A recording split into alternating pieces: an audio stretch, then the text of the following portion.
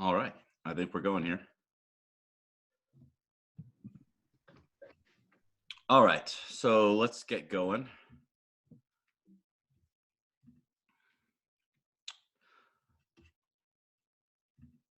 I want to make sure that you guys did see, let's see, I think I sent out several emails recently. So you guys got the study guide that I posted last night? Anyone get the study guide? Okay, I got yes. And also I have posted the origin of consciousness paper. There's two topics. Did you get the paper topics for origin of consciousness? Okay, good. I see a couple nodding heads there. I wasn't going to spend too much time today talking about the two topics for the paper. You have about a month to write that paper. I do strongly encourage students to talk to me as they're formulating ideas for the origin of consciousness paper. And so if we need to make like a Zoom meeting or something like that, I think it could be very beneficial for you to kind of flesh out your ideas. So I encourage you to make office hour appointments. And if you're worried about coming up with a topic in the first place, or you don't understand the assignment, and you just want some more clarity about what I'm asking for the two topics, any of those types of questions, definitely would be a good use of our time to talk about that. Regarding the test next week, I'll probably open the test Friday night, but Monday night rather. So I'll open the test around the time that we would normally meet a week from today. But there's really no reason why I have to make it where you guys have to do it all that night. So I'll probably give you basically like 12 hours or so, or I guess like 18 hours. So I'll start it Monday night, but I'll give you till like Tuesday afternoon or something, almost 24 hours window where you can start and take the test. The test will be over Blackboard. And so if you've never taken a test on Blackboard before, then that might be something that you want to get, you might want to ask me questions about. But basically there'll be a link on the left side of your Blackboard, which will say like Blackboard tests or, just tests, probably something along those lines. And then we will be taking, let's see, this will be test 2. And then it will be, there'll be, 30 or 40 questions like usual.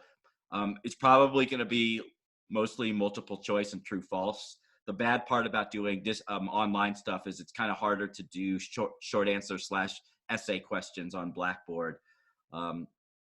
So it's probably mostly multiple choice, which is probably good for you because my short answer questions are kind of usually more difficult than multiple choice questions. So anyway, are there any questions or comments about things in the course before we get started for today's stuff? Any questions or comments about anything? Okay, then we'll get started. The plan for today is we should finish chapter 4. I do have a lecture quiz over chapter 4 that we'll do at the end of class in addition to your origin of consciousness quiz. You have 2 quizzes today.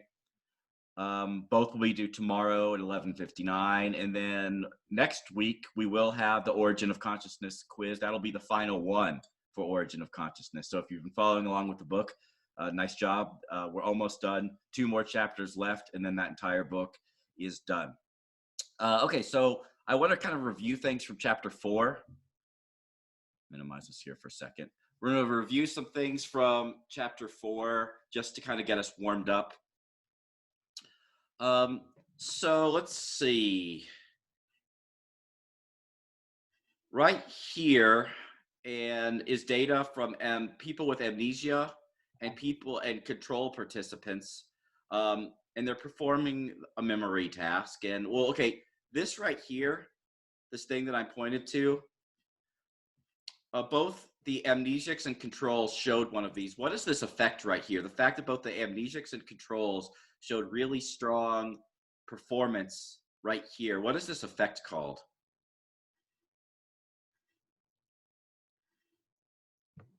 The recency effect. Yep, I heard 2 people say it, but I'll repeat it in case it's a little bit jumbled because of the 2 people saying it. Recency effect, and I believe that's what both of you people said. Recency effect is this idea that if I hear a long sequence of numbers, I have, the participant is usually very adept, very accurate at remembering the numbers or letters at the end of a sequence. The control participants showed what's this effect right here? The fact that the control participants were better for, I don't know if this is numbers.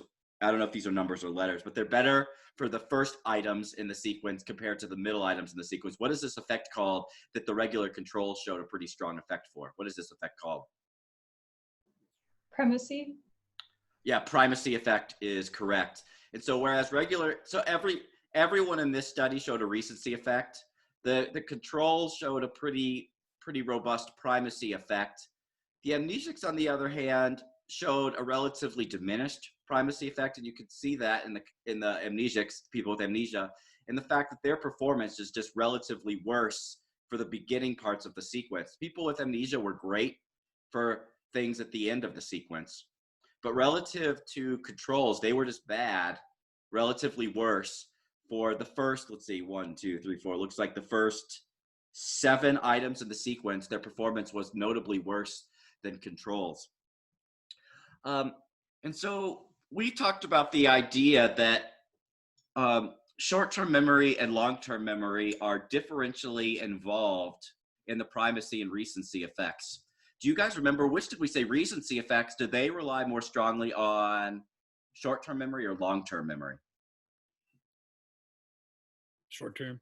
Yeah, it is short-term memory. And I don't want you to forget, we talked about some studies last time which supported this idea. And I'm going to, in the in-class quiz that you today is going to have to remember some of the studies that support this idea that recency effects rely strongly on short-term memory. We talked about those last time. But primacy effects then rely strongly on long-term memory. And this makes sense because amnesia is an impairment in long-term memory. It's difficulty retrieving, in particular, memories that were formed longer periods of time ago. And so people with amnesia, their short-term memories are intact, which explains why they have robust recency effects, but their long-term memory is relatively impaired, which is consistent with their having worse performance for items number 1 through 7. But there's basically the primacy effect for individuals with amnesia is reduced compared to controls who show a more robust primacy effect. So this is because, once again, people with amnesia have impaired long-term memory. So that's where we left off. Generally, this is a chapter about memory. And we're going to continue talking about memory for this chapter, and really the next chapter is about memory as well. So this is a major component of the cognitive psychology courses, these couple chapters on memory. And so we're moving kind of into a new direction. This is a topic which we're gonna begin here in this chapter 4, but it's actually a topic that we're gonna go into more detail on in chapter 5. So we're kind of introducing it in a basic way here, but then we'll go into more detail about it in chapter 5. And this idea here is the distinction between declarative memory and non-declarative memory, which are these two terms which are discussed here. Declarative memory, I usually think of it as just like factual memory of facts about the world. They can oftentimes be verbalized, that is, they can be spoken. Another word for this, by the way, declarative memories are also known as explicit or conscious memories. And declarative memories are broken up into 2 types, episodic memories. So this is one type of declarative memory. An episodic memory would be like, an episodic memory by definition is a memory that is kind of a memory which is formed in a first person perspective. It's a memory that you have about an event that you experienced, a first person perspective. So an example for me is I remember my first time ice skating. I was 5 years old, probably. I was around 5 years old. And the thing that I remember is that my parents left my plastic skate guards on the bottom of my skates so that the metal part was covered by plastic. So when I stepped on the ice, I immediately fell on my butt as soon as I stepped on the ice. So it was a traumatic first experience for me, ice skating, and that's what I remember. I remember where I entered the ice right before that happened. Usually when you were playing a game of hockey, you would enter from one side of the ice rink, but when it was public skating, which was the first time I was skating, it was public skating, they opened a different door on the opposite side of the rink, and that's the rink that people would enter in. And so I remember all of that stuff. That was 33 years ago, but I remember all that stuff, and I can still kind of picture different aspects of it in my mind via my episodic memory. It's stories that I'm able to verbalize, memories that I have of facts about the world that I experienced personally, my first time ice skating.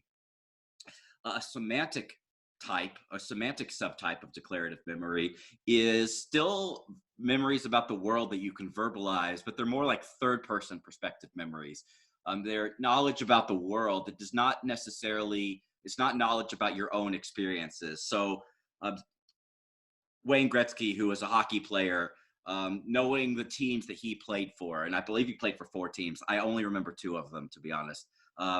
He played for the Edmonton Oilers and the Los Angeles Kings. The Edmonton Oilers is when he won a bunch of Stanley Cups. Those were his best years were for Edmonton Oilers. But that's a semantic memory. It's a verbal memory, a factual memory that I have in my mind. It's about the world, but it's not a first person perspective. It's a memory about things that occurred outside of me. So that's really the important distinction between episodic versus semantic. Episodic memories are like first person. They're things that I experience personally, versus semantic memories, which are knowledge about the world that you might not have experienced personally.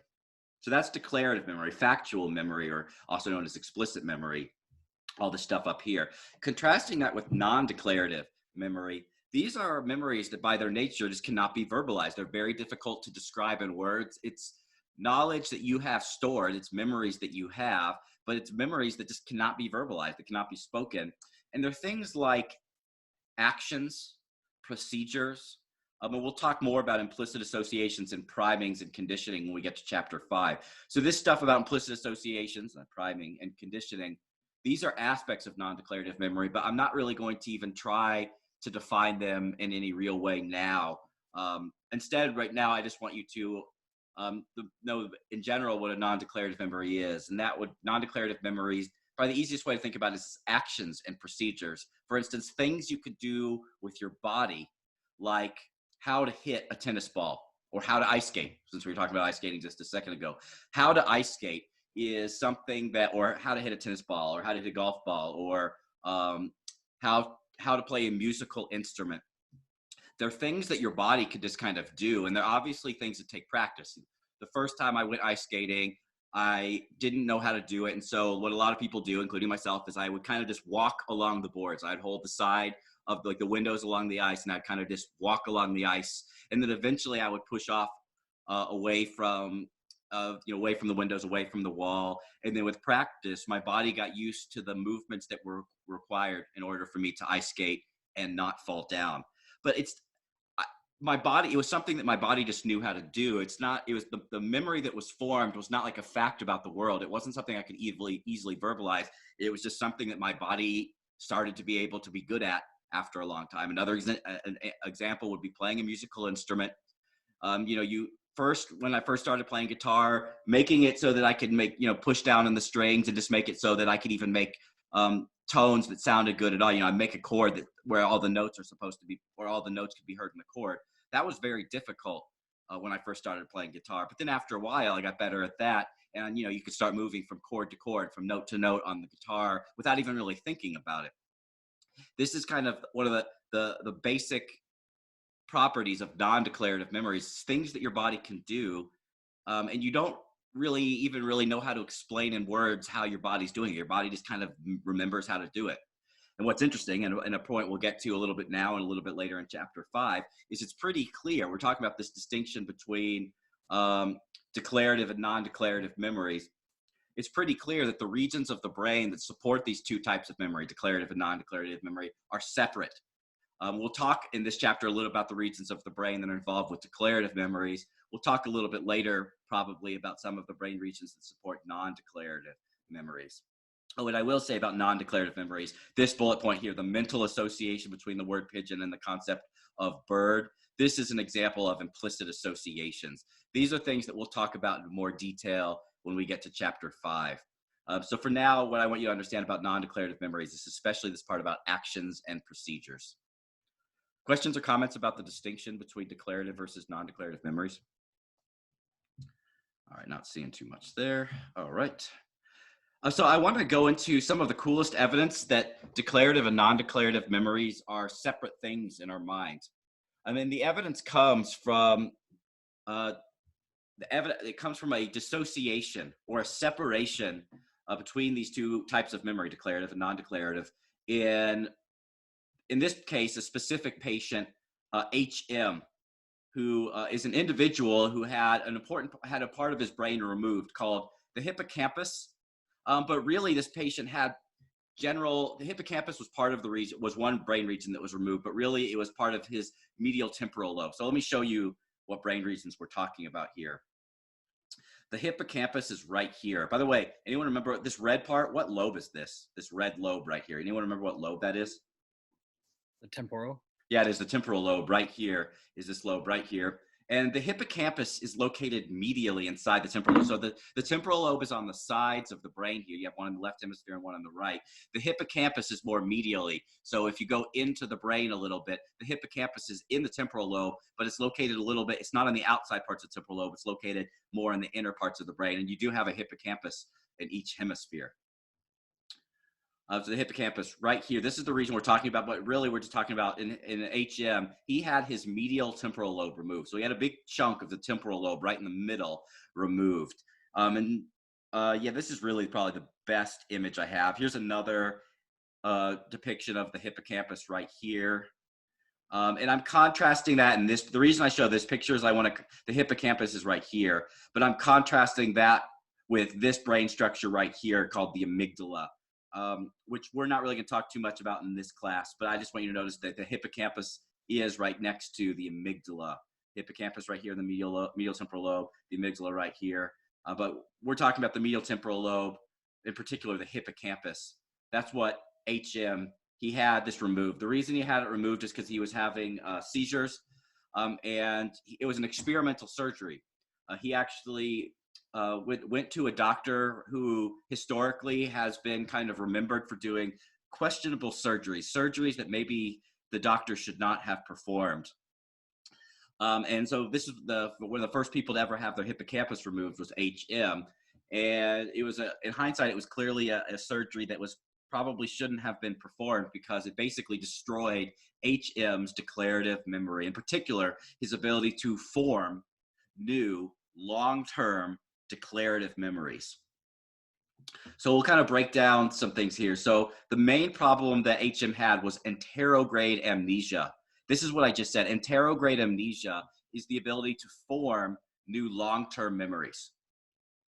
And anterograde means I'm no longer able to form new long-term memories. In particular, no longer able to form long-term memories, declarative memories. So this would be like you meet HM today. And you go up to HM and you shake his hand and you say, "Hi, my name is Matt Rosenthal." And HM's like, "Hey, Matt Rosenthal." He can remember your name for a few seconds. But then if you come back to HM the very next day and you're like, "Hey, HM, how you doing?" He's not going to remember you at all. He's not going to be able to say the fact, the declarative memory, "Oh, your name is," or pointing to me, "Your name is Matt Rosenthal." So he can have memories that are stored in his mind for a short period of time because the short-term memory was intact, but he's no longer able to form new long-term memories. So if he meets a person, he can remember their name for a little bit, but he's not going to remember their name the next day because he's not able to encode that information into long-term declarative memory. I should also mention that HM did have very slight retrograde amnesia.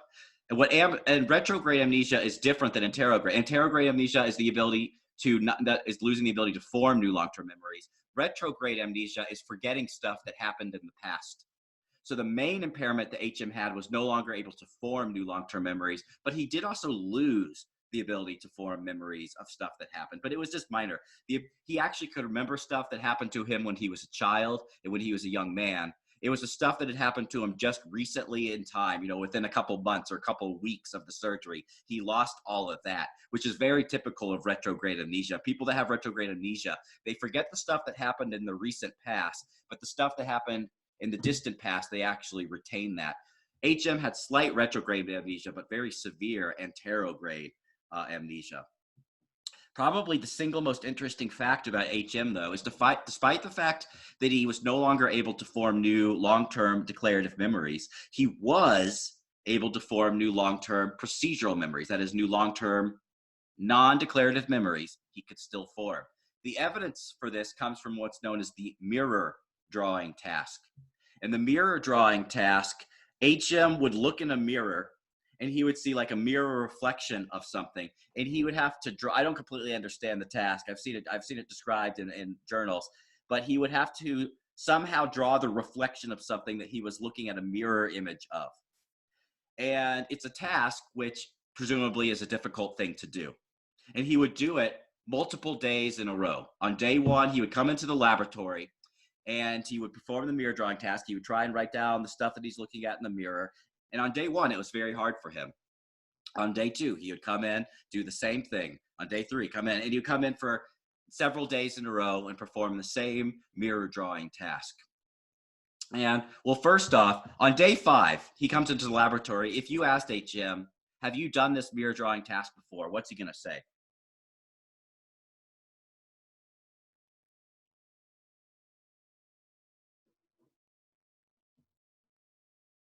Anyone know? No. Yeah, he is going to say no, because he's not able to form new long-term declarative memories. It's a factual memory, a declarative memory saying, yeah, I've done this mirror drawing task before. That's using your declarative memory. And in particular, it would be an episodic memory because it'd be like a first-person perspective. And he would not be able to say, no, I've never done this task before. But what's interesting is if you actually looked at the reaction time, or if you looked at the amount of time it took him to perform the mirror drawing task, every day he got a little bit better at it. He got a little bit quicker at performing the mirror drawing task. What this suggested is that his body was able to remember how to perform the mirror drawing task, even though consciously he had no episodic memory, no declarative memory of ever performing the mirror drawing task before. So this is a dissociation or a separation in these two memory processes. His declarative memory, his ability to form new declarative memories was basically destroyed. But nevertheless, his body was still able to form new long-term non-declarative or procedural memories. There's also, so this evidence from HM and some lesion patients is also supported by like neuroimaging studies and other lesion studies in humans and animals. Basically, the hippocampus and the medial temporal lobe is known to be pretty important for the encoding of new long-term declarative memories. Whereas one of the regions which has been connected to the formation of long-term non-declarative memories would be the cerebellum, which is a region of the brain in the back. So the cerebellum is important for procedural memories, non-declarative memories, whereas the hippocampus, which is part of the temporal lobe, is important for the formation of declarative memories. Questions or comments about this dissociation between declarative and non-declarative memories? All right, moving on then. Actually, I had one thing. Yeah, go ahead.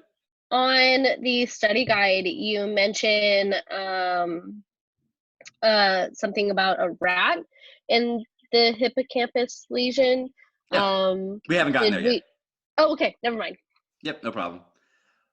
So here is a brain, another picture of the hippocampus I forgot to show you. This is a picture from my cognitive neuroscience textbook. I'm not require you to know this anatomy, but this is just showing you once again, the hippocampus is this brain region right here. It's like this blue part right here. The red part would be the amygdala. And then here's, this is all part of the medial temporal lobe. So before we move on, we will be talking exactly about those animal studies regarding hippocampus lesions in the Morris water maze. But before we move on, I just want to make sure that we understand the difference between anterograde amnesia, which is what HM had, and retrograde amnesia, which HM had slight retrograde amnesia, but it was minor retrograde amnesia. So this is a depiction of individuals that have more severe retrograde amnesia. So these are individuals who have problems retrieving long-term memories from the past. And so the proportion recalled, you can basically think of how good these people are at remembering things. The x-axis here is different decades, so 1950s, 1960s, 1970s, 1980s. And so you could imagine that this research was probably done in like the 1990s or something like that. And you can see that individuals with retrograde amnesia, well, I want to make sure that you can interpret this. Normal controls are the light-colored bars, while the individuals with retrograde amnesia are the dark-colored bars. Do people with retrograde amnesia, do they have more problems remembering something that happened recently or stuff that happened a long time ago?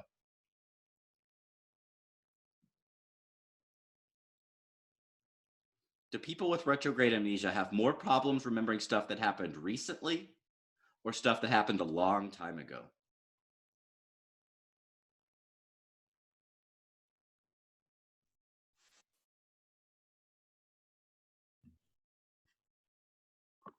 Great times, ladies and gents. Yeah, so my internet just died. It was on the wrong connection once again, and it did it. So, but it should be fixed now. So you guys can see my desktop again? Okay, so you had a lot of time to think about this. So, does a person with retrograde amnesia have more problems remembering something that happened recently or more problems remembering something that happened a long time ago? Frozen again. I'm frozen again? Oh, you're all right. We didn't hear the last thing you said. All right, hold on. I'm trying one more thing.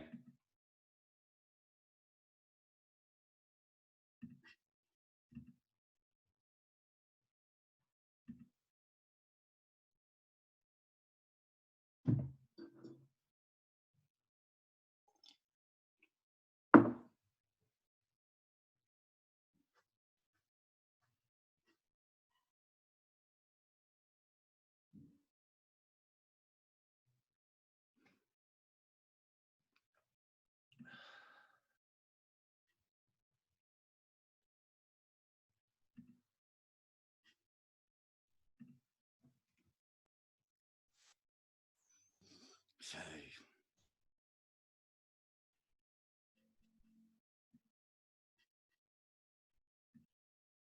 All right, hopefully this works. It should be a little bit better now. Let's try it again.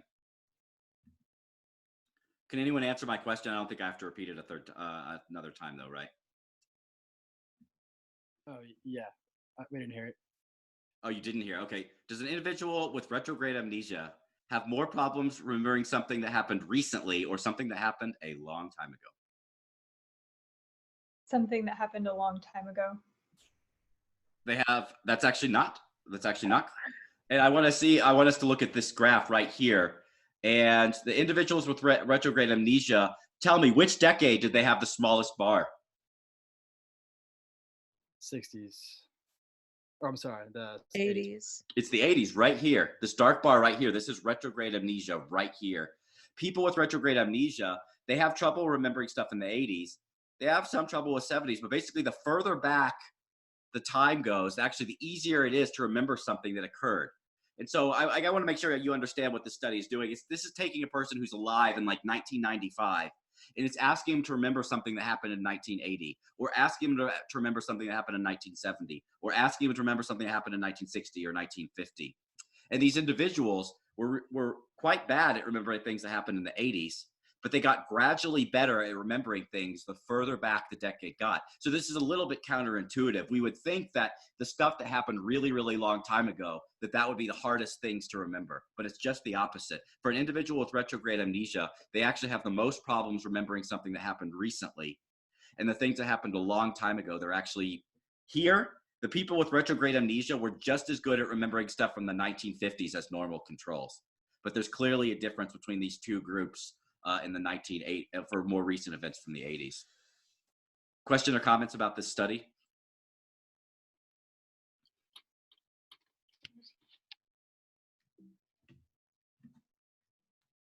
Okay, so now we're going to get to talking about we were just talking about the distinction between anterograde amnesia, which is what HM had, the inability to form new long-term declarative memories.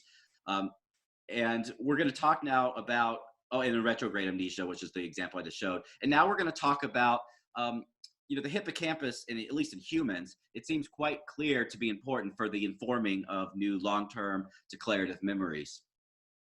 But we're interested in what is the role of the hippocampus in animals. And it's kind of hard with animals because, we talk about declarative memory is usually memory that can be verbalized. It's a type of knowledge that can be stated with words. That's one of the primary properties of declarative memories. But animals can't talk, yet they still have hippocampuses. they still have temporal lobes, they still have hippocampuses, one in each hemisphere. So what is the hippocampus doing for animals? What is the role of the hippocampus in the formation of long-term memories for animals that they have declarative memories presumably, but they're obviously not able to verbalize their declarative memories because they can't speak. So a couple things that are important in animals: if they have lesions to their hippocampi or hippocampus, the animals are still able to form procedural memories. They're still able to form non-declarative memories. This is just like HM. The hippocampus is quite clearly not that important for the formation of procedural memories, because even if your hippocampus has been lesioned, you can still form new long-term procedural memories. But there's some evidence that the hippocampus in animals is important for those aspects of episodic memory. So like first-person perspective memories, that's a type of declarative memory. Memories about first-person perspective events, particularly with relation to memorizing where things in the environment were during some episode, during some event. So we're going to talk about two pieces of evidence. One, we'll just talk about very briefly, is the idea of these things called place cells. And these are basically cells in the hippocampuses of animals, and in human beings for that matter, that basically respond when an animal is in a specific point in the environment. So if I'm over here, then a set of neurons in my hippocampus will become activated.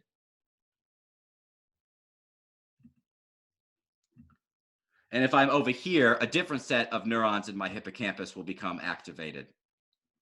And so that's the idea of place cells. They're different neurons, different cells in the hippocampus that become activated depending on where an animal is in the room. And the idea is that these cells, what they're doing is they're giving the animal kind of a spatial map of where the animal is relative to the environment that he is. For instance, right now, I'm in the master bedroom of my house, and I'm in the corner of the room. So I kind of have this place, the bathroom is way on the other side. The bed is over there. There's a couch right next to me. I have kind of the spatial map right now of where I am in my room.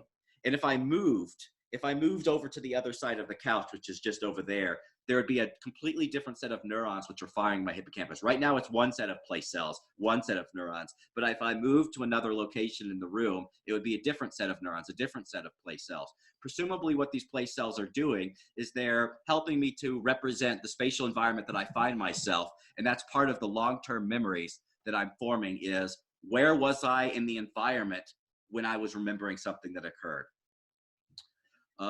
And so now we're going to talk about the role of the hippocampus in forming long-term memories of where things are occurring. This will make what I think I'm talking about a little bit more concrete. So this is called the Morris water maze, this thing that you're looking at right here. There's two different depictions of the Morris water maze. So the main paradigm of the Morris water maze is you put the animal in this water. You put a rat in the water. The water is deeper than the rat, so the rat can't stand up in the water. It's too deep for the rat to stand up. And rats really do not, as you're probably not surprised, rats do not like being in water. So as soon as the animal is put into the water, they kind of stress out a little bit. And you can see this thing right here. This is a little platform. This is basically like the place that the rat wants to get to, because the platform is tall enough that the rat can stand here without having to constantly wade, to constantly swim. The rat can go here, right here, and it's basically, that's what the rat does to escape. Otherwise, the rat would be constantly swimming and, having to utilize energy to swim. If he goes here, the rat can just stand there, and it's basically a place the rat can hang out without having to swim. So you put a rat in this environment, and what usually happens on day one, the rat takes kind of a while to find the platform. And that the reason it takes the rat a while to find the platform is because, well, first on day one, the rat doesn't even know that there's a platform there. But then at the end of day one, the rat might realize, oh, there's a platform. This thing is important. I want to swim there when I'm dropped in this Morris water maze. But the animal doesn't know exactly where the platform is. So on day two, you drop the rat in the Morris water maze again. It starts swimming looking for the platform, but it doesn't know exactly where it is. And so it takes a certain amount of time. It takes a good amount of time for the rat to find the platform. But over time, the rat starts to form a long-term memory of where the platform is relative to the environment that the Morris water maze finds itself.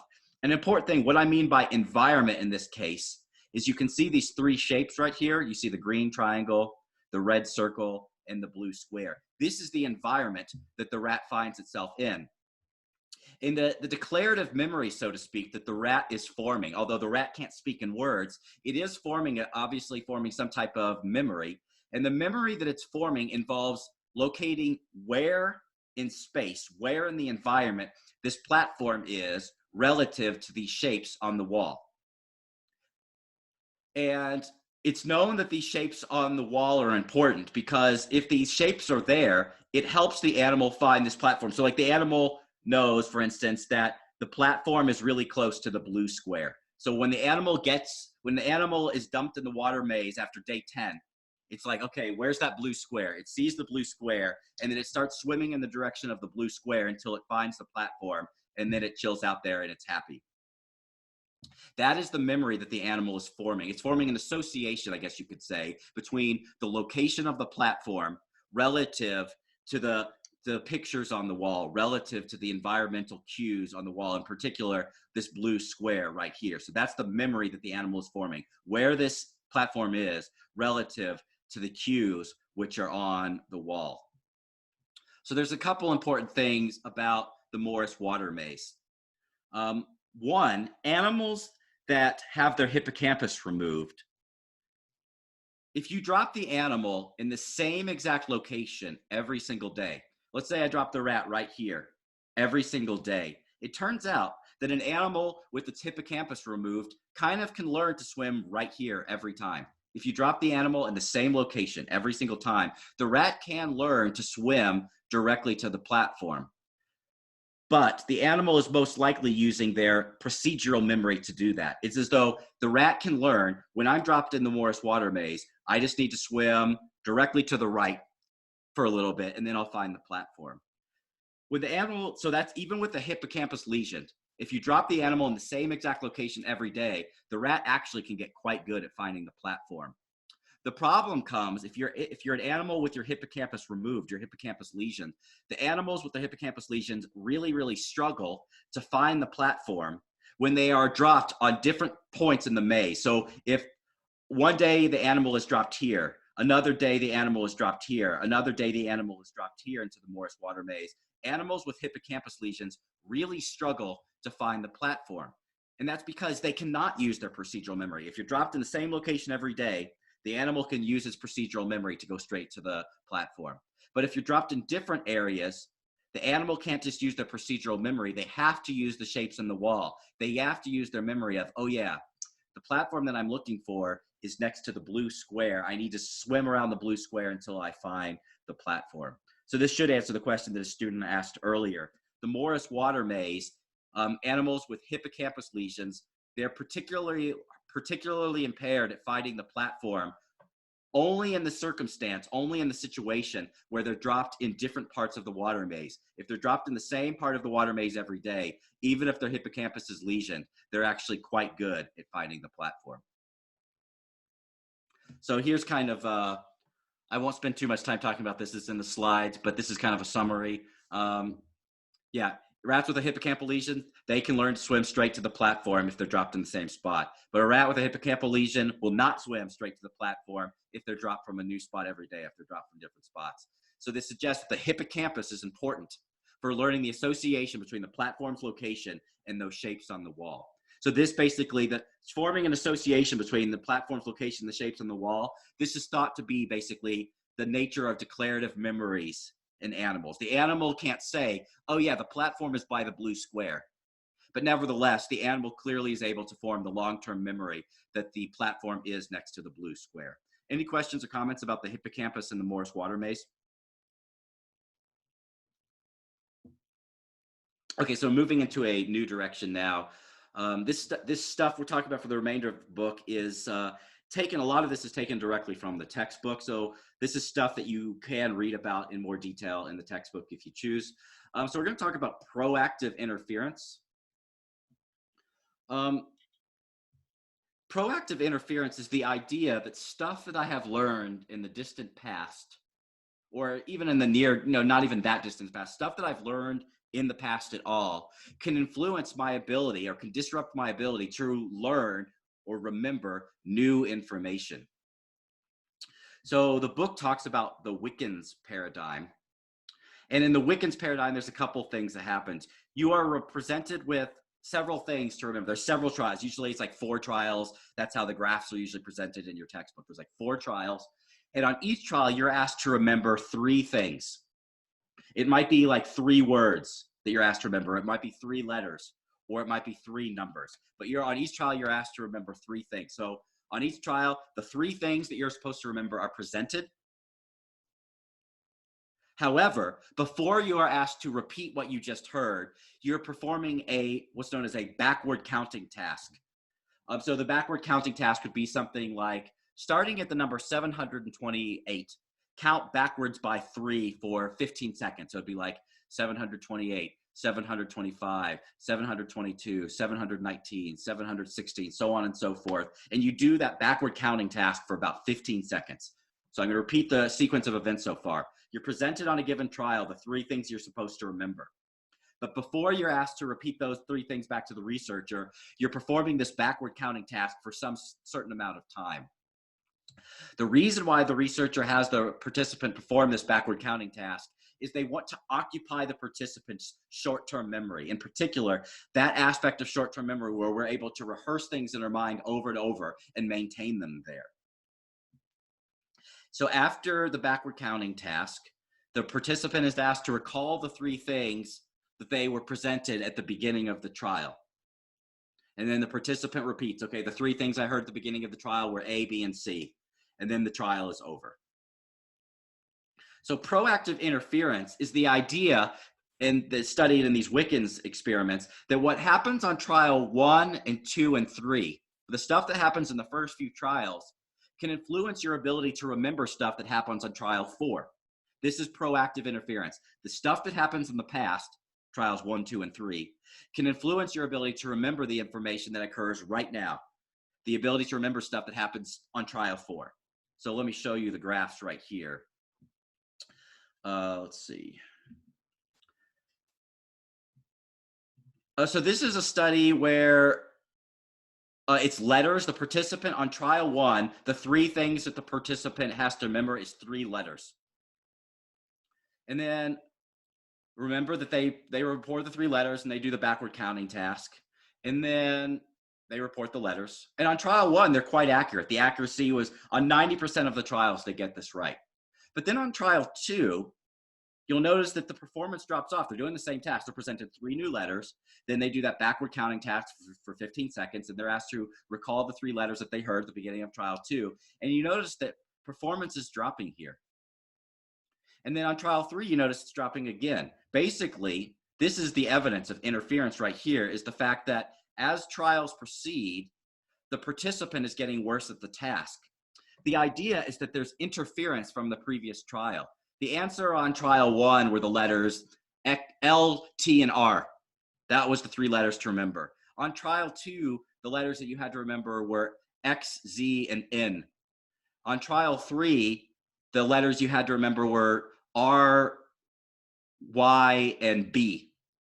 And basically what's going on is that the more trials you have, the previous trials that you experience are starting to interfere with your ability to remember what just happened in the current trial. The previous trials, the fact that you have letters you had to remember on trial 1, a different set of letters you had to remember on trial 2, a different set of letters you had to remember on trial 3, all those previous letters from those previous trials are starting to jumble up in your mind. They're starting to call interference, which explains why performance gets worse as more trials occur. This is interference. This is in particular proactive interference. Your experiences on trial 1, 2, and 3 are making it so your performance on trial number 4 gets worse. The things that happen in the earlier trials make it so your performance on the future trials is worse. It gets harder. But there's an important concept in the textbook called release from proactive interference. And that's what's being demonstrated here by this line, which is increasing only for the experimental condition. So for the experimental condition, on trials 1, 2, and 3, the 3 things that everyone has to remember is letters. But on trial number 4, for the experimental group only, the 3 things that the people in the experimental groups have to remember are numbers. And you notice that their performance increases a lot. People that were asked to remember numbers all of a sudden, their performance goes up. While the people in the control group that were still having to remember 3 letters, their performance continues to get worse. So I want to ask you to see if you understand this. Why did the people in the experimental group who are asked to remember numbers for trial number 4, why was their performance good here compared to the controls who are asked to remember letters whose performance was bad? Does anyone know why is the performance of the experimental group?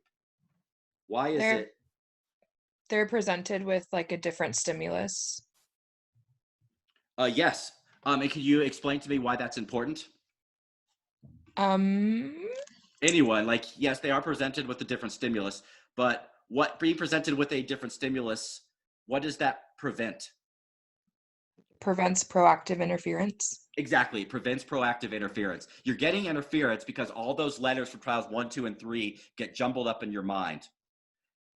And then when all of a sudden on trial 4, it's numbers that you have to remember, you're not getting interference from all those letters that you had to remember earlier. You're remembering a new type of stimulus, numbers, and that's not that you don't have any interference from numbers because none of the trials involved you having to remember numbers. This is release from proactive interference. The idea is that you're only going to have interference if you're having to remember the same type of information that you had been remembering on previous trials, and then if all of a sudden there's a new type of information, numbers in this case, you're going to be fine. You're not going to have interference. Release from proactive interference. Here's another.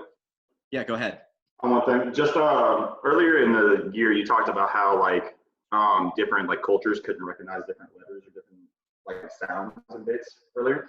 Did they ever run an experiment with that to see if it differed across like cultural variations or no? Let me think. Not that I know of. I'm trying to think how that would matter. Yeah, so I guess I don't really know exactly what your hypothesis would be. I don't actually know if that experiment exists, but it is an interesting question. Do you have a specific hypothesis in mind? Well, I was just wondering because like if you can't differentiate like between the letters or anything like that, so say like the what was it L and R with people from Asia that they were messing around with? Oh, like, yes, right. Yeah, they have problems with people from certain Asian countries don't have R. Yeah, so like if they were given that letter and one of the initial trials, and then when you reached, the second and third trials and stuff like that, and you flipped from L to R or whatever, would that make the accuracy go up or down even further? Yeah, that's a good question. I don't know, and it's an empirical question, a really good question. I just don't know if that type of research has been performed, but I think it's a very interesting question. It very easily could be like a research paper that could actually be published. I think that's an interesting question. Yeah, but I don't know the answer, I'm afraid. All right, thanks. Yeah, no problem. Yeah, good question. So here is another example of release from proactive interference. So let's see, in this study, on trials 1 through 3, the 3 things that people had to remember were words. And the words that they were having to remember were all from the category of fruit. So like on trial 1, it would be like grape, strawberry, blueberry. On trial 2, it would be like watermelon. I don't eat a lot of fruit. What are some other fruits? Watermelon, orange, apple. And I'm not even going to try. I'm running out of fruits. On trial number 3, it would be another set of fruits. But then on trial number 4, they would have you memorize 3 things, but it would be things that were outside of the category of fruits. And they're looking to see the extent of interference depending on the category of items that you're having to remember on trial 4. So on trial number 4, if you're given fruits again, you're showing lots of interference because you have a lot of interference from the previous trials. You're a little bit better if on trial 4 it's vegetables, but you're not a whole lot better because vegetables and fruits, they're kind of in the same category of things. If you're asked to remember different type of flowers, so that'd be like rose, daisy. What's another type of flower? Rose, daisy. Come on, help me out here. What's another type of flower? Lily. Lily, thank you. Rose, daisy, and lily. If you're having to remember those 3 different types of flowers right here, your performance is good again. What is the name, by the way, of this phenomenon? Where your performance your performance improves when there's no longer interference. What is this phenomenon called?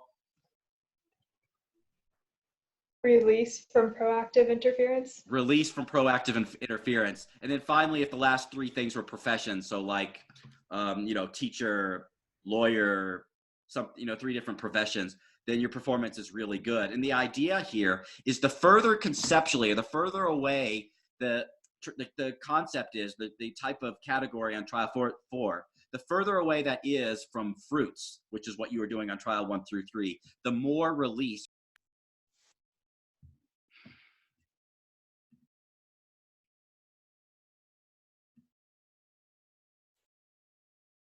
Did it just cut us off again? Yeah, but you're back. Yeah, I'm sorry about that. I really have to do something about this for next week. I'll probably have to go downstairs. The first week I was downstairs and it worked fine. It was recording me though. I think there's probably going to be a videotape of me swearing on YouTube, but whatever. Yeah. Let's continue on here. Okay, so we're now moving to it. So we're done talking about proactive interference, and now we're moving to a new task, which is called, or a new memory task called the Sternberg task, which is shown right here. This is also talked about in your textbook. A pretty famous study. Every cognitive psychology textbook I've ever looked at has talked about the Sternberg task. So in the Sternberg task, it's a task which uses reaction time to try and get information about the mental processes that are involved when people are performing, in this case, it's a short-term memory task, And so the way this works is that on each trial, so the trial 1, 2, 3, 4, 5, on a given trial of the Sternberg task, you're presented with a memory set of items. So let's just start right here. For instance, you might see on a computer screen these 4 letters, and they appear for like 1 second. Then they disappear, and then there's a probe item that occurs. In this case, is the letter C. And your job as the participant is to indicate, did the probe item occur in the memory set that you just saw? Did the probe item occur in the memory set that you just saw? So let's just make sure we understand what would be the answer for the letter C here for trial number 5. Yeah, I see some nodding heads. The answer would be yes, and it says it right there, so that's not too hard.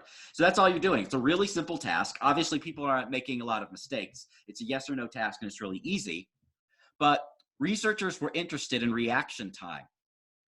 They were interested in how reaction time changes based on several different variables which were manipulated in the study. So let's see, let me show you this thing here. In particular, so they were trying to understand, so cognitively, in people's minds, what were they doing when they're performing the Sternberg task? And so the first thing is that, yes, you already have this memory set right here. Those are the 4 letters or whatever that you looked at. Those are presumably being stored in your memory. And then they go away. You're out there, you see them for a second, then they go away. And then you see the probe, which is that single letter, and that's the letter that you're asked. Was this probe letter, was it in the memory set that you just saw, yes or no? The researchers are interested in what are the mental events, the cognitive events that are going on when people are answering this question of, was the probe letter in the memory set that you saw earlier? Cognitively, how are people doing this? What is the mind doing? And so this is the next part of the cognitive process basically assumes. So you encode the probe here. That's the letter that you're asking, the question's asked about. And then it's assuming that there's some type of scanning phase. It says you're scanning and comparison. And basically what you're doing is you're taking those items that you have stored in your short-term memory, those 4 letters, and you're taking the probe letter and you're doing some type of comparison. Is the probe letter, is it one of the 4 letters in the original memory set? This is the phase of the Sternberg task right here that the researchers were particularly interested in. What is the nature of the scanning and comparison phase that's going on? So this is really what we're zoning in on in the Sternberg task. What is going on here in people's mind when they're holding this thing in short-term memory and they're comparing it to the probe to determine whether the probe letter occurred in the memory set? You then come up with an answer, yes or no, and then the motor response is pressing a button on a keyboard, yes or no.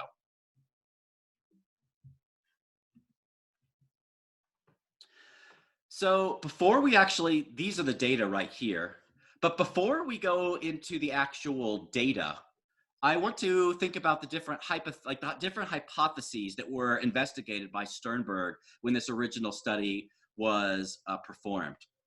So before we do this, I guess it's important to notice that one of the independent variables in the study is memory set size.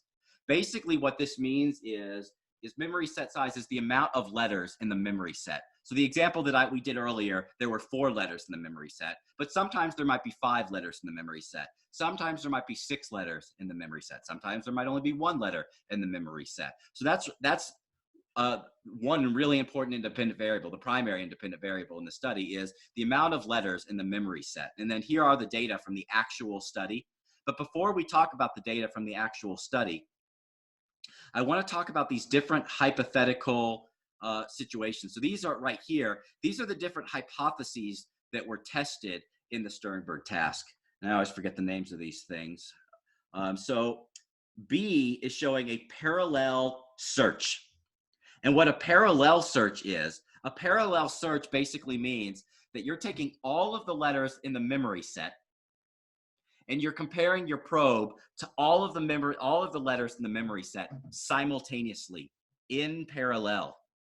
An important property of this is that you notice that even when the memory set size increases, the theory is that if we're performing the comparison in parallel, if we're taking the probe and comparing it to all of the letters simultaneously, then we're not going to find that reaction times decrease or increase rather with the more amount of things in the memory set. And that's why there's this flat line here. It doesn't matter if there's 6 letters in the memory set, 5 letters in the memory set, 4 letters in the memory set. If we're looking at all of those letters simultaneously, we're just taking that one letter, comparing it to those letters in the memory set simultaneously and deciding yes or no. It doesn't matter how many letters are in that memory set. The reaction time profile will be flat. That is, it'll take the same amount of time to perform the task if there's only 1 letter in the memory set compared to if there's 6 letters in the memory set. So this is the first hypothesis. This is parallel search.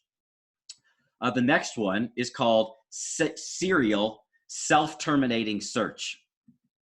So one thing I want to draw your attention to about this one, this is a very important property about this one, serial self-terminating search. I want to draw your attention to the fact that you can see here that when the answer is no, if the probe was not in the memory set, you notice how the reaction times are bigger when the answer is no compared to when they are yes.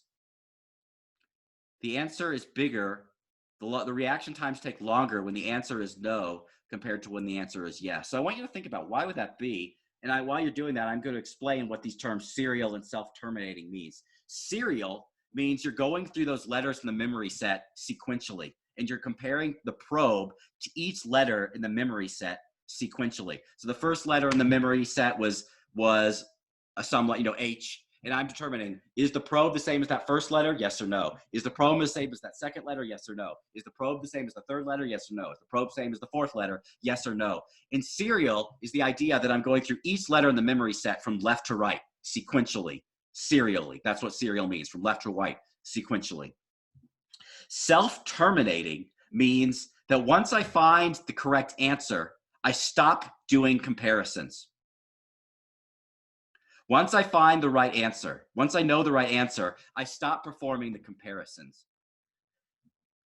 And so now I want you to think about this. Now I actually want someone to answer. Why does it make sense, given serial self-terminating, this hypothesis right here, why would it make sense that answers to no trials would be longer, would take longer to answer than answers to yes trials? Why would this make sense?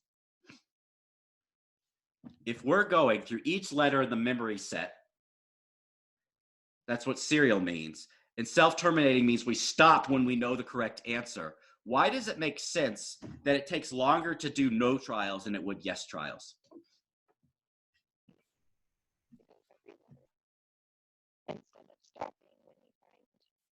I'm having trouble hearing you. Are other people having trouble hearing her as well? Or is Yeah. Oh, yeah, I'm afraid it's something wrong with the microphone. I'm sorry. Maybe try one more time. Can you speak up one more time? Let me hear you. Yeah, it's just distorted. I'm sorry. The only other option would be if you wanted to type it into the chat, but I think for the sake of time, I'm really sorry, Carson. Just someone else probably should answer. I could tell by she looked confident. I know she knew the right answer, but someone else needs to say it because of the technical difficulty. Can someone else try and explain to us why it makes sense that the responses for no would take longer than the responses for yes? Because for no, you have to go through every single letter until you get to the end. Exactly. For the no, if you're doing serial self-terminating means you keep going until you find the right answer and then you stop. When it's a yes, sometimes you're going to go to the very first letter in the memory set and the answer is going to be yes, in which case you stop. That's going to be really quick because you're just going to go to the very first thing and bam, right away you know the right answer. And then the cognitive process is done. For no, though, on the no trials, every single time you're going to have to go to letter 1, no, letter 2, no, letter 3, no, letter 4, no. And then you've gone through all of the letters, none of them match. That's when you output your answer no. That's why no. For the serial self-terminating, the reason why the reaction times for no would be longer is because for the no answers in serial self-terminating, you would have to go through the entire memory set every single time. Whereas for yes responses, many of the times you're going to get the right answer on the very first thing you're performing the comparison to, which will allow you to get done very quickly. And then finally, this last one is called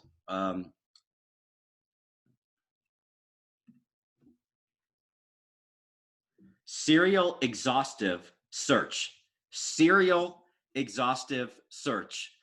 A serial exhaustive search means that serial means you're going sequentially through things. But exhaustive means that even if you already know that the answer is yes, your mind continues to go through all of the letters until all of the comparisons have been performed, which seems a little bit of a weird thing. But I just want to repeat that just to make sure that we understand why it's kind of a little bit weird. You go letter 1, you might see that the answer is yes. But in a serial exhaustive search, serial means going through sequentially. Exhaustive means you exhaust all of the memory set. You go through all of the letters in the memory set. Serial exhaustive, the letter 1, you might go to the very first letter in the memory set and the answer is yes. But you'll continue to go and make a comparison for letter 2. You'll continue to go to letter 3. You'll continue to go to letter 4. That's serial exhaustive. And so this is the hypothetical data for serial exhaustive search right here. And here are the actual data right here. So out of all of these 3 hypotheses, to me, the one, if I were to have guessed, the hypothesis that I would have guessed is this right here. This is what I think the mind would be doing. I would think that the mind does the serial self-terminating search, that when you find a yes answer, your mind stops doing comparisons and it outputs a response. But out of the 3 hypotheses, we'll call this, this is the parallel search, serial self-terminating, serial exhaustive. Which one is the best match for the data?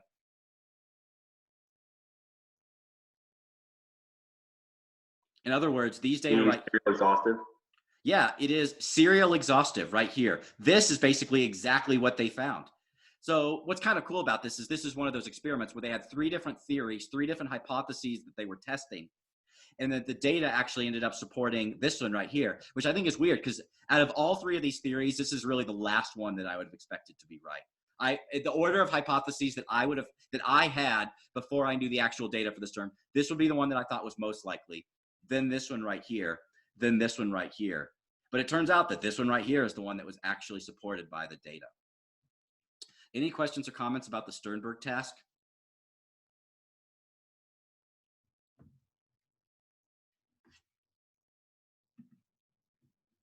Okay, so the last thing that we're going to talk about, actually, how are we doing on time? I don't think we have too much more. Yeah, we're just going to go through the rest of this because we really don't have too much more. So we'll just have one long lecture today. And then we'll do the quizzes and then, then we'll do the study guide for next week. Then we'll do the quizzes. So let's go ahead and finish. So the last part of this unit, the last part of this chapter is distinguishing between short-term memory, which we've already talked about. Short-term memory is the part of our mind where we can rehearse information. We can use attention to maintain or rehearse information to keep it activated in short-term memory for longer. We're contrasting that now with working memory, which is arguably a component of short-term memory, but working memory is a little bit more complicated. It's taking this concept of short-term memory, but it's making it a little bit more complicated. It's adding some nuance to it. So working memory is defined here. The main thing about working memory is you're maintaining information on short-term memory while you're performing some other tasks at the same time. So temporarily maintaining some type of mental representation in short-term memory. And then you're using that information to perform some type of a task. So these are the two things: maintaining information, you're rehearsing information, but you're simultaneously using that information to perform some other type of task, which is using that information. This is working memory. And I have an example. I actually have a couple examples. So the forward digit span is typically thought to be a measure of short-term memory. So if I ask you, remember the digits 4, 6, 8, 9, 2, that's a short-term memory task. You know, you're just basically repeating the information, which is you rehearse it and you just kind of repeat that information back to me. That's short-term memory. The backward digit span is if I say a set of numbers, but then ask you to repeat them back to me. So, and this is hard for me, so but I'll try it anyway. Like 3, 8, 4, 6, 9. And then repeat those numbers backwards to me. Can anyone want to try? 9, 6, 4, 8, 3. I think that's it. I don't even remember if that's right. 3, 8, 4, 6, 9 is what I originally said. In the backward span task, you're asked to take those same numbers, but you repeat them back to the researcher backwards. And so the backward span is typically thought to be more of a working memory task because you're having to maintain a representation of those 5 numbers while you're manipulating it somehow, while you're performing a secondary task. The secondary task is kind of taking those numbers and rotating them or turning them around so that you can repeat them to the researcher backwards. So that the information you're maintaining is the 5 numbers in the correct order. And the task that you're performing is changing the representation or manipulating it, rotating the representation so you can state the numbers back to the researcher. So backward span task is usually thought to be a measure of working memory, while forward digit span is typically thought to be a measure of short-term memory. So some important things about working memory. I have another example on the next slide. So working memory is important. You're maintaining information while you're performing some type of manipulation or some type of other task. And the example that I'll present to you now will be the math problem on the next slide. So here's this math problem. Let's go ahead and I'll kind of do it. I'll do the mental math. So this is a problem that I want you to do mentally. You might want to start doing it yourself. And I want you to kind of pay attention. I'll do it here in a second, but you might want to go ahead and do it right now. Pay attention cognitively to how you're doing this math task. So I'll start to do it. The first thing I would do, I would add 4 plus 5, which gives me 9, times 2 is 18. Then I have to store that information. I have to maintain that information while I start working out the information in the denominator. So up here it's 18. I have to remember that. I'm rehearsing that information with one part of my mind while I'm now performing a new task, which is the addition part of the denominator right here. So to do this, 12 divided by 4 equals 3. 3 plus 3 equals 6. So now to finish the problem, I take that number that I have stored up here that I'm maintaining, 18, divided by 6, which gives me 3. So this is an example of working memory because you have to maintain information. The information that I calculated in the numerator up here, 18, I had to maintain that information while I was performing the other task down here. I was performing another task down here, calculating the denominator. And this is why it's working memory. Maintaining information up here while I'm performing a secondary task down here makes this a working memory task. And once again, this is an example of maintaining information while performing another task. Another example that we're going to talk about in more detail, I think in the subsequent slide, are complex span tasks. These are very commonly used in cognitive psychology. Yes, complex span tasks are shown right here. And then we'll talk about Badley's working memory model, and then we'll call it a day. So here are 2 examples of complex span tasks. The reading span task, which is shown here, and the number span or the operation span task, which is shown over here. In both of these tasks, there is this idea that we're maintaining information with one aspect of our mind while we're performing another task simultaneously. So these are measures of working memory. In the reading span task, you have to read the two tasks that you're performing is you have to remember the dark words right here, like death.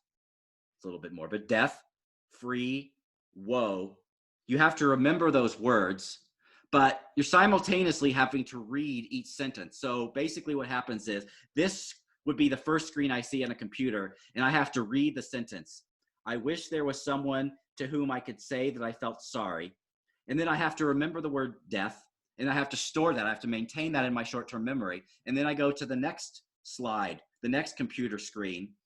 I'm maintaining that word death in my memory, and now I have to read the next sentence. Fortunately, the elderly man had at long last met a kind-hearted woman. And then I have to remember the next word, free. So now I have two words that I have to remember, maintain in my mind, death and free. Then I go to the third computer screen. Crying, Jane went to the hospital with a broken leg, and then the word you have to remember there is woe. And then, so you've done these are the three things. You have to remember the three words that are in bold, which I'll admit, I already forgot them. I'm totally cheating right now. The three words when you get to the blank screen, the researcher will say, okay, what were the three bold words that you just saw? And the answer would be death, free, and woe. That would be the answer. So I want to point out this is a working memory task because you're performing two things simultaneously. You're maintaining in your short-term memory those bold words, while simultaneously you're performing a secondary task, which is, well, I just want to make sure we understand, what is the secondary task that you're performing in this? The primary task is remembering the bold words, maintaining the bold words. What is the secondary task that you're performing in the reading span? Reading the sentences. Reading the sentences is correct. Good. That's totally like the type of question I'd ask about this. What is the secondary task in the reading span? Is it, memorizing the words, or is it reading the sentences? Something along those lines. Okay, so let's go to this other one right here. This is the operation span task. On the first computer screen, you'll see a number that you have to store, maintain, the number 26. And then on the second screen, you'll see like a math problem like this. And what you have to do here is you have to say, is this true or false? Is this true or false, by the way?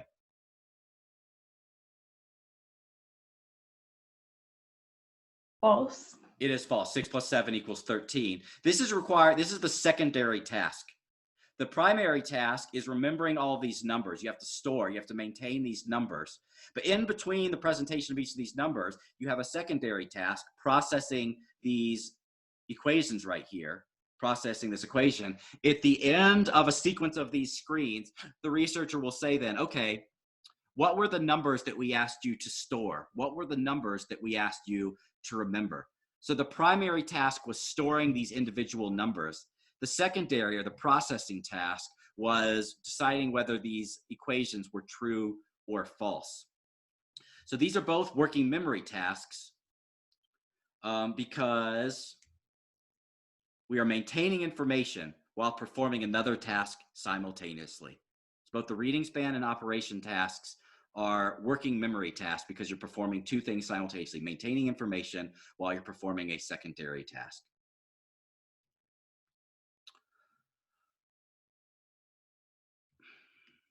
So let's talk a little bit about the Baddeley component, the Baddeley model of working memory. The Baddeley model is supposed to explain how working memory works. It's supposed to explain what are the aspects of our mind that allow us to maintain information while we're simultaneously using our brain resources to do a secondary task. And so these are the different components of the Baddeley model. So it's called the multi-component model of working memory. The Baddeley, do I have the name Baddeley anywhere? Yeah, Baddeley is the name of the person right here. Baddeley is the name of the individual who came up with this theory, came up with this model. So the components here are the central executive. This is supposed to be like the part of your, it's probably connected to the frontal lobe of your brain. It's the part of your brain which allows you to kind of split your attention to two tasks simultaneously. This is the part of your brain that allows you to maintain information, but also to use part of your attention to do the secondary task. So you're maintaining the bold words while simultaneously using some of your attention to read the sentences. Splitting your attention, focusing and switching attention is the primary thing that the central executive does. The visual spatial sketchpad and the phonological loop are two other components of the Baddeley model. The visual spatial sketchpad is basically the element of short-term memory that allows us to represent information about the spatial arrangements of things. Visual appearance of things can be stored in the visual spatial sketchpad. So for instance, if I show you I show you these two objects right here, and then they go away. You can still see in your mind the spatial relationship of those two objects, such that if I bring those objects back right now, are the objects in the same spatial arrangement or are they different? Different. Yeah, they're different. The ability for you to do that required you to store that information from the first time I showed them in the visual spatial sketchpad. You had in your mind a visual image of those two objects, and then they went away, and then I came back and the objects were different. And your ability to kind of make that comparison, the spatial location of the objects changed, that relied on your visual spatial sketchpad. This is the component of your short-term memory, which allows you to track where things are in space and to notice where the spatial arrangements of things changed.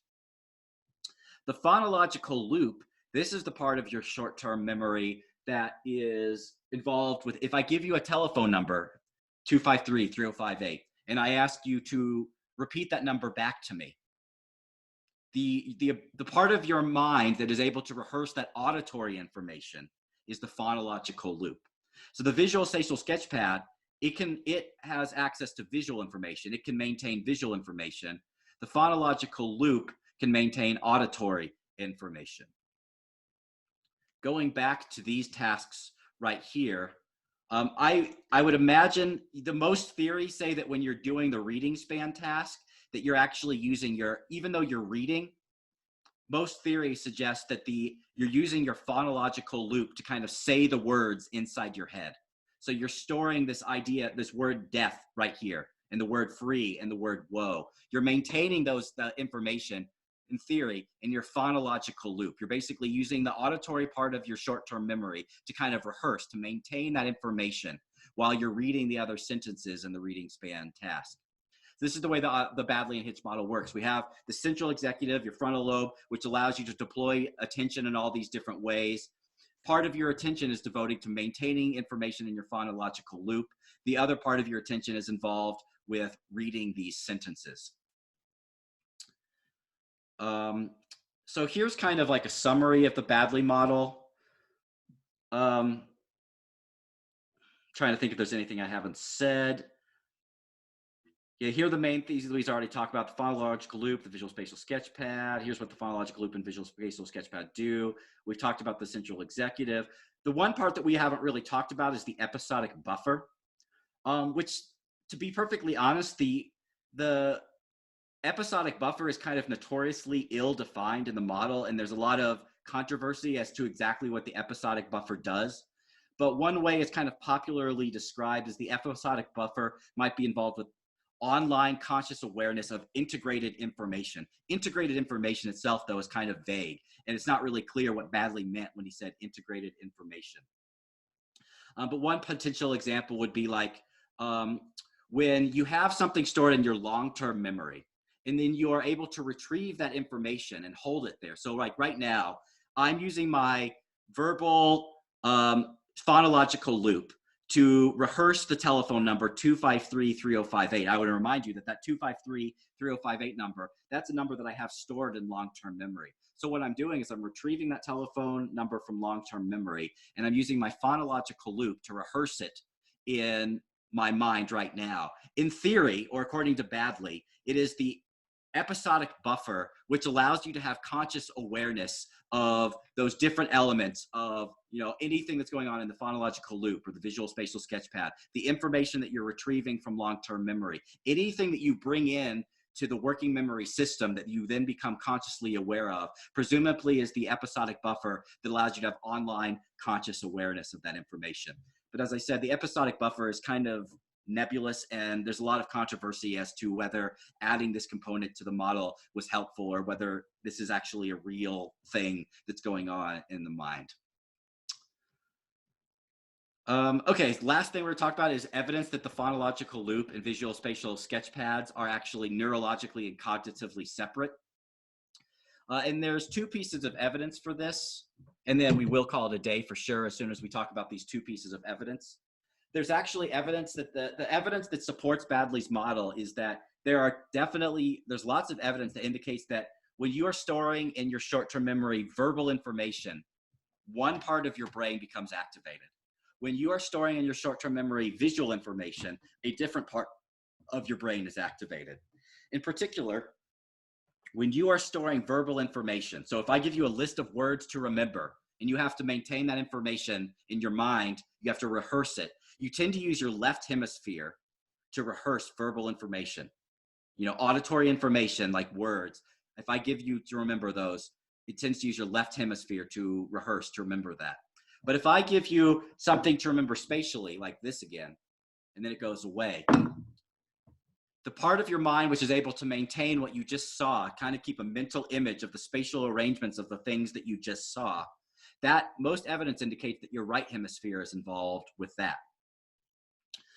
So this suggests one hemisphere, one part of the brain is involved with verbal short-term memory, that's the phonological loop, left hemisphere, while the visual spatial sketchpad tends to rely on the right hemisphere, the other side. That's the visual spatial short-term memory relies on the right hemisphere.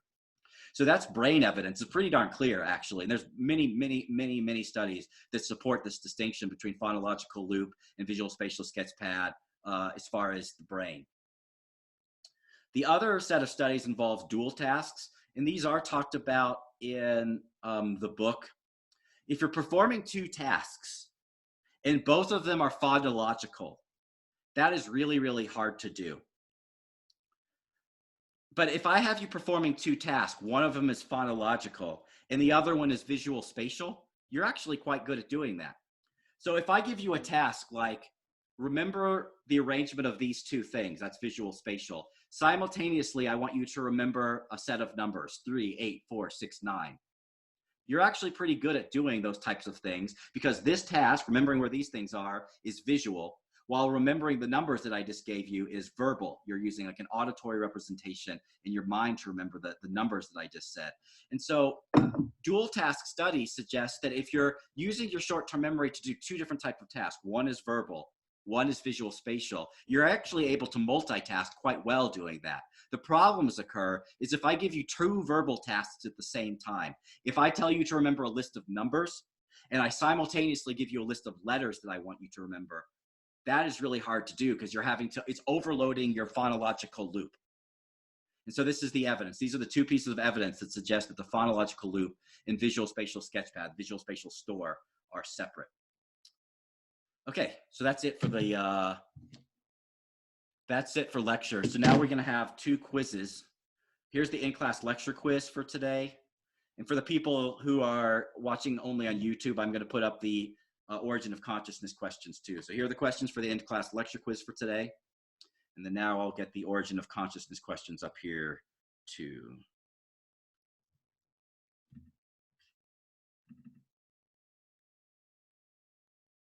We're going to do the breakout groups again today? Yes, if you want. But first I'm going to turn off the recording as soon as I give this. I'm just giving this so the people at home can, or people on YouTube can answer these questions still. All right, so now I'll stop recording. Oh, wait. Yeah, I'm going to stop recording and no, actually I won't. I'll just keep going there's no reason. I'll just keep going for the, well, you tell me, do you guys want to take a break before we go over the, let's just take a break.